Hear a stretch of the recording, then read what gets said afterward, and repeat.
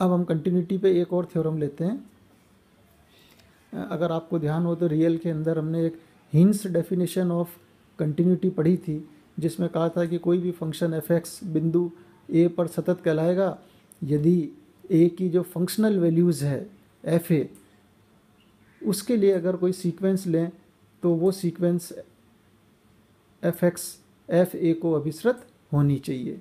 तो वो की वही चीज़ यहाँ पर इसने कॉम्प्लेक्स में चेंज कर दी है कि प्रांत डी में परिभाषित फलन एफ जेड बिंदु Z zero belongs to D पर सतत होगा यदि और केवल यदि डी में कोई अनुक्रम जेड एन जेड जीरो को अभिसृत होता है तो संगत अनुक्रम एफ जेड एन बिंदु एफ जेड जीरो, ये इसकी फंक्शनल वैल्यूज हो गई एफ जेड की, को अभिसृत होगा।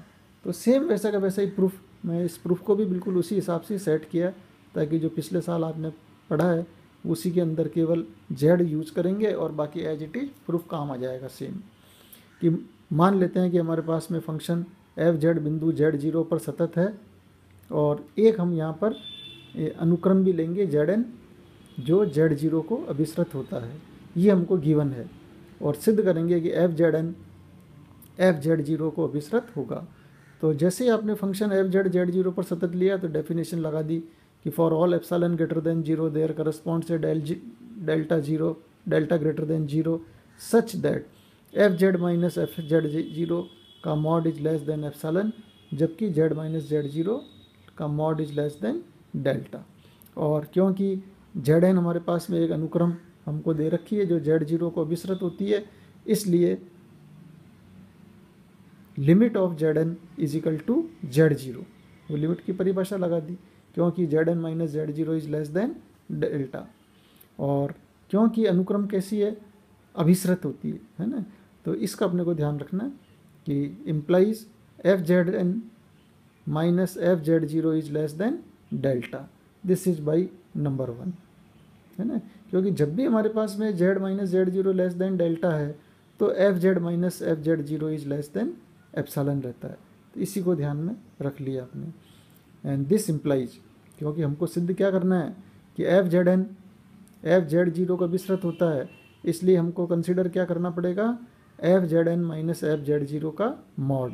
तो जैसे ये मॉड लिया तो इसका मॉड कहाँ चला गया, लेस देन डेल्टा हो गया। ये इसी से यूज कर रहे हैं वन से, क्योंकि जब ये डेल्टा से कम है तो ये आपका एप्सिलॉन से कम है ना। आप चाहें तो यहाँ एप्सिलॉन भी यूज कर सकते हैं क्योंकि वो एक ही बात है, क्योंकि जेड माइनस जेड जीरो लिया तो यहाँ functional values less than epsilon, तो यहाँ पर भी ये ले रहे हैं तो ये एप्सिलॉन भी यूज कर सकते हैं। तो ये क्या बता रहा है कि एफ जेड एन की लिमिट जो है हमारे पास में एफ जेड जीरो के बराबर है, इसलिए हम कहेंगे कि अनुक्रम एफ जेड एन अभिसृत हो रही है एफ जेड जीरो को, यही हमको सिद्ध करना है। अब हम क्या करेंगे, उल्टा लेते हैं कि मान लेते हैं कि हमारे पास में जेड एन जेड जीरो को अभिसृत होता है तो F Z N converges to F Z zero, है ना। अर्थात limit Z N is equal to Z zero, तब limit F Z N is equal to F Z zero, है ना। ये चीज़ अपने को देखनी है। तो हम क्या करते हैं, इसके लिए उल्टा चलते हैं, है ना, रिवर्स प्रोसीजर। कि मान लेते हैं कि एफ जेड बिंदु जेड जीरो के ऊपर सतत नहीं है ना। हमको सिद्ध क्या करना है, सतत सिद्ध करना है। और दिया हुआ क्या है कि अपने पास जो अनुक्रम है जेड एन वो जेड जीरो को अभिसृत होती है। अभिसृत होने का मतलब क्या हुआ कि F Z N equal to F Z zero, है ना। तो ये तो हमको गिवन हो गया। और सिद्ध करना है कि function F Z Z zero पर सतत है, लेकिन हम क्या कर रहे हैं, इसको उल्टा लेके चल रहे हैं, है ना। उल्टा क्या ले रहे हैं कि फंक्शन एफ जेड पर बिंदु जेड जीरो पर सतत नहीं है, और कहाँ पहुँचेंगे, कॉन्ट्राडिक्शन पे, विरोधाभास पे पहुँच जाएंगे। तो जब फंक्शन सतत नहीं है तो डेफिनेशन में for all epsilon greater than zero there corresponds delta greater than zero such that Z minus Z zero तो डेल्टा से कम है, लेकिन F Z minus F Z zero का mod is greater than epsilon है। क्योंकि अगर सतत होता तो ये लेस देन एप्सिलॉन होता, और हमने उल्टा लिया है इसलिए इसको हमने ग्रेटर देन लिया है। Set delta equal to 1/n, क्योंकि n आप जैसे जैसे बड़ा बढ़ाएंगे तो 1/n छोटा हो जाएगा, तो डेल्टा हमारे पास ऑटोमेटिक ही छोटी क्वांटिटी हो जाएगी। तो डेल्टा की जगह अपॉन एन सेट कर दिया अपन ने यहाँ पे। सो ये ऐसा कैसा ही आ गया, and set z equal to z n, क्योंकि z तो वेरिएबल है, तो z अपने पास वेरिएबल वैल्यूज़ ले रहा है जेड एन, तो यहाँ पे z की जगह रखेंगे f Z N minus F Z zero, तो ये अपने पास में हो गया z N minus Z zero, यहाँ लिया ना अपन ने, z N minus Z zero is less than delta, तो ये हो गया z N minus Z zero is less than 1/n। तो ये वाली चीज़ तो यहाँ पे आ गई, जहाँ F Z minus F Z zero का mod is less greater than epsilon. ये चीज़ क्या बताती है, जेड एन की लिमिट जेड जीरो है, लेकिन एफ जेड एन की लिमिट एफ जेड जीरो के बराबर नहीं है, क्योंकि ये ग्रेटर देन है, लेस देन होता तो ये दोनों बराबर आ जाती। तो ये अपने पास में कॉन्ट्राडिक्शन आ गया। क्यों? क्योंकि हमने यहाँ पे क्या लिया था कि जब भी हमारे पास में जेड एन की लिमिट जेड जीरो है तो एफ जेड एन की लिमिट एफ जेड जीरो के बराबर होगी। तो ये अपने पास यहाँ उल्टा आ रहा है, विरोधाभास है। तो हम क्या कहेंगे कि हमने जो चीज़ ली है कि फंक्शन एफ जेड बिंदु जेड जीरो पर सतत नहीं है, जो हमने उल्टा लिया था, ये हमने गलत ले लिया है। और सही क्या होना चाहिए कि फंक्शन एफ जेड सदैव बिंदु जेड जीरो के ऊपर सतत होगा। तो ये वही है, हेंस की डेफिनेशन जो अपने रियल में पढ़ी वो इसने इसको कॉम्प्लेक्स पे लगा दी है। अब एक आध प्रॉब्लम, प्रूव दैट ई की पावर जेड का mod is equal to e raise to x. तो मानना हमारे पास में z equal to x plus iota y है, तो ये z की वैल्यू हम क्या करेंगे, यहाँ पर रख देंगे, है ना।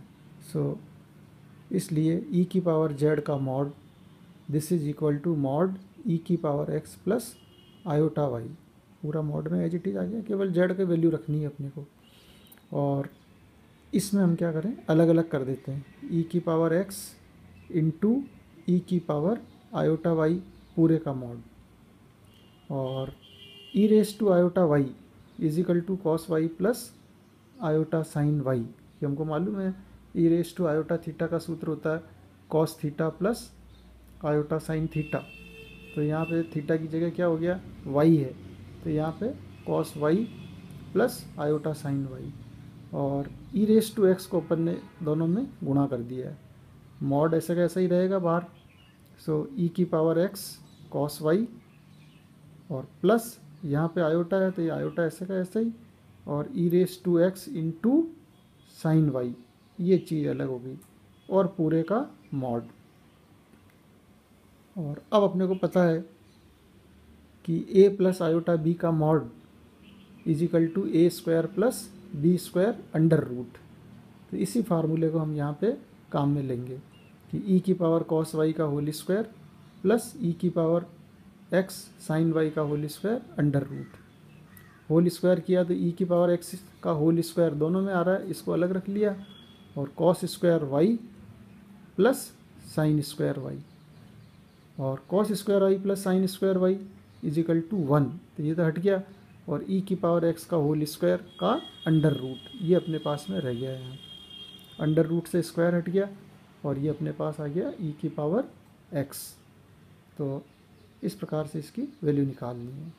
एक हम लिमिट का सवाल और लेते हैं यहाँ पे, मान ज्ञात करो,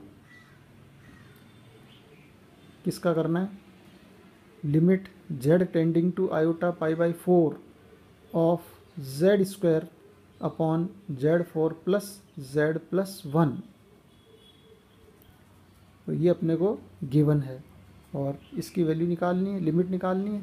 तो यहाँ पर आप क्या करें, सीधा वैल्यू रख दो, ये ई की पावर आयोटा पाई बाई 4 का मान रखेंगे z की जगह, ये z की जगह रख दिया अपन ने कि ई की power iota pi by 2 upon z की पावर 4, तो ये कितना हो गया, ई की पावर आयोटा पाई, क्योंकि यहाँ पाई बाई 4 है, स्क्वायर किया तो ये आयोटा पाई बाई 2 हो गया, पावर 4 करेंगे तो केवल आयोटा पाई रह जाएगा, प्लस यहाँ z की जगह ऐसा कैसे ई की पावर आयोटा पाई बाई 4 प्लस 1,